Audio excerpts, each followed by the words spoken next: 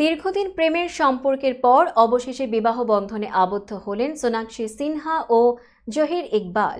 আজ 23 জুন এই জুটির বিয়ে। তবে বিয়ের খবর প্রকাশ্যে আসতেই অভিনেত্রীর ধর্ম পরিবর্তন নিয়ে তৈরি হয়েছে বিতর্ক।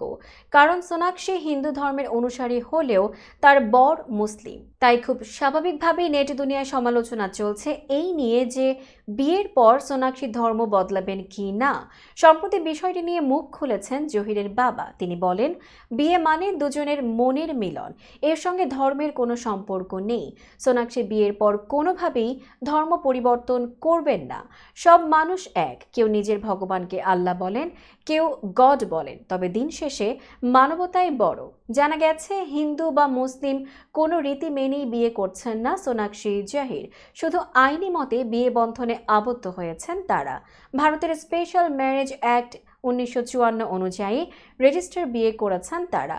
পাশাপাশি এদিন সন্ধ্যায় এক ঝলমলে পার্টির আয়োজন করেন সোনাক্ষী জহির। অভিনেত্রী শিল্পা শেঠির রেস্তোরাঁ বাসটিনে এই পার্টির আয়োজন করা হয়।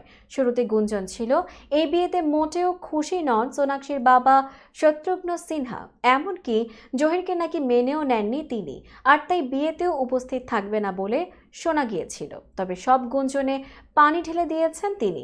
সম্প্রতি জহিরের বাসায় দেখা গিয়েছিল তাকে। এর আগে ভারতীয় গণমাধ্যমের এক সাক্ষাৎকারে শত্রুঘ্ন সিনহা জানিয়েছিলেন, সোনাক্ষী ও জহিরের বিয়ে ঘিরে তাদের পরিবারে মন কষাকষি ছিল, তবে এখন সব উৎকণ্ঠা দূর হয়ে গেছে বলে জানিয়েছেন তিনি।